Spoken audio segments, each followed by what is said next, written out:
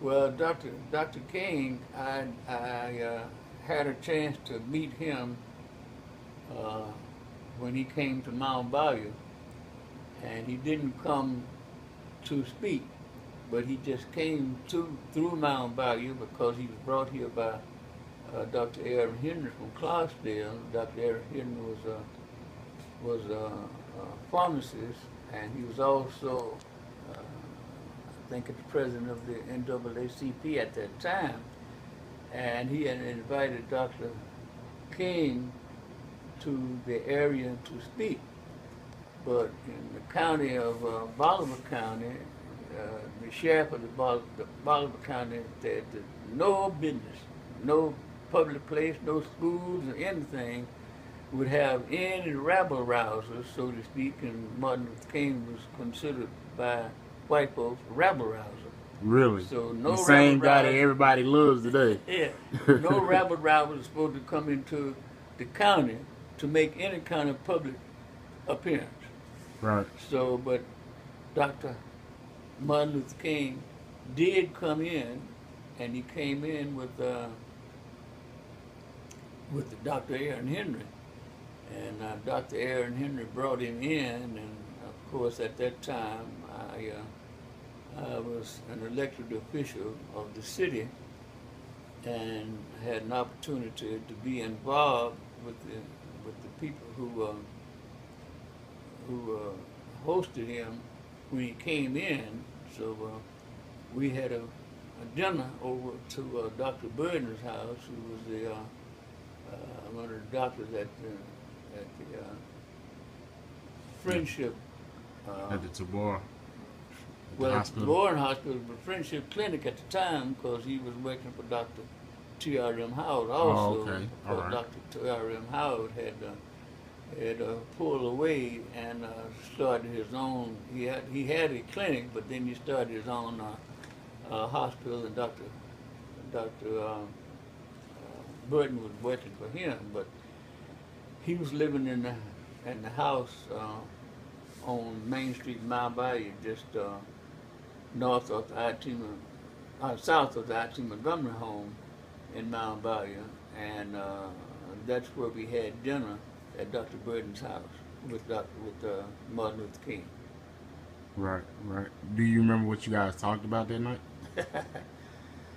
Well, my memory is not flexible enough and not long enough to remember Right, the right. things that we talked about. Well, he did not come to try to make a speech about civil rights. Uh, he was brought in to kind of relax, and he relaxed to the extent that we had dinner up at Dr. Burden's place, and we just sat and talked this regular common thing. And I don't recall specifically, but there were some discussions about his involvement, but there were also just regular talk, Right. you know, Regular thing. He's just a about his regular guy. about his family and about Mount Bayou, and about the country and about how people feel about certain things, but just regular talk.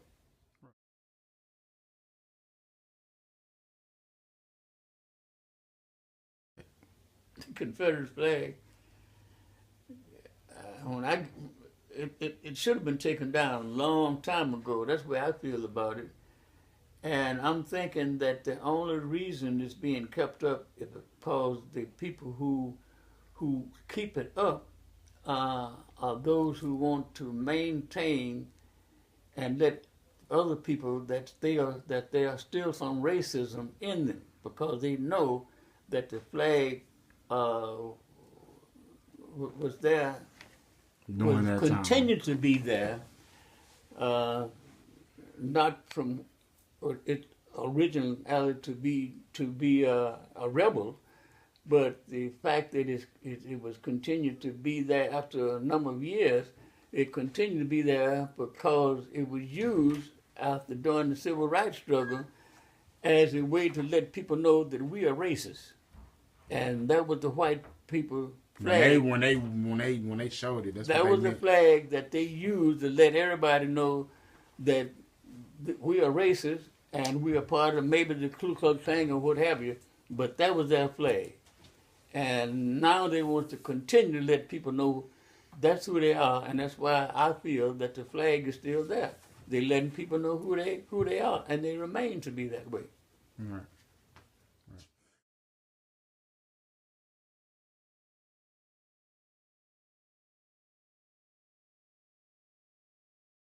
My understanding of a fraternal organization is the coming together of a group of people that have kind of the same direction, the same ideas of how they want to do things, Right. and regardless to what name you give it, it's a coming together of a group of people who feel the same way about a certain direction. So, the Masons and whoever else, other organizations, the name was, to me, is a name that those people gave themselves when they got together. So if a group of people went to Chicago or anywhere else and formed a gang that did things that were different from what other people were done, I mean, that's what their order was to be what they wanted to be. So, the names I don't think had anything to do with it, and the fraternal phase of it was not that it'd be good or bad, but the fraternal is just bringing those people together. Right. Right. To bring unity. Yeah. For a common cause. For whatever cause it is, Right. good or bad. Good or bad.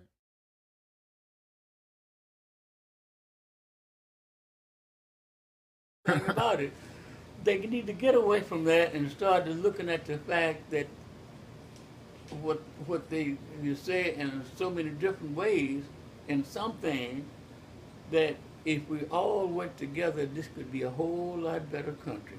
Let me just tell you one thing right quick. Go ahead. I gotta say this.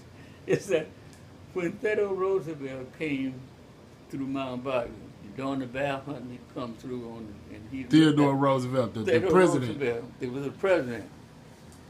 He came through from Memphis, going to Natchez, and that way to the bear hunt. But he had looked at all of the new developing communities and towns along the way, and he had seen the developments and how they were looking and how they were progressing. But after the bear hunt, he came back to Mount Bayou and stopped, and he said, "This is the jewel of the Delta." But that's not the important thing. The important thing is that when he went back to Washington, he talked about the ingenuity of the African Americans in this country, and that if this country would support and enhance the ingenuity of the African Americans in this country, this could be a better country. But you won't hear anybody say that now. We wouldn't hear anybody else say that then. And Theodore Roosevelt said he that. was lambasted, I understand, for saying that then. Really? Yeah. But, That's crazy. Yeah. It's just like, let me just share this with you, if you're not asking for it. The fact that Mount Bayou got to be where it is because the slaves that came over to this country, many of them were already smart. Right. And that's why the slave owners would not allow them to communicate with other slaves because they didn't want them to share whatever they knew with the other slaves.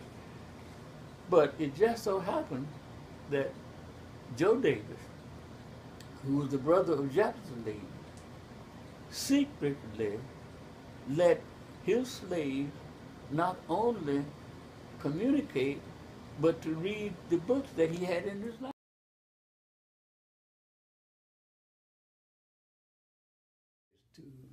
try to remember who you are and how you got to where you are. And so many young people just don't know that they didn't get there by accident. And what I'm saying is that somebody went through a whole lot in order for them to get where they are. Right. We had to make a whole lot of sacrifices in order for our children to get where they are and to have them to get to where they are. But there was a whole lot of sacrifice. Many people gave their lives that the young people now don't even haven't learned to appreciate. They need to learn the history of their foreparents, their forefathers, to know how they got to where they are and the sacrifices that we went through, the struggle. Go back to the slavery and to see how the slaves, what they went through in order for their parents to get to where they are. They need to learn, and they can appreciate more who they are if they would learn how they got to where they are. Right. Okay. All right, Mr. Jones, I want to thank you for taking the time to speak to a young buck like myself. Thank you. We'll be getting back with you. All right. All right. Trouble so hard. Ooh, Lord, trouble so hard. Don't nobody know my trouble but God. Don't nobody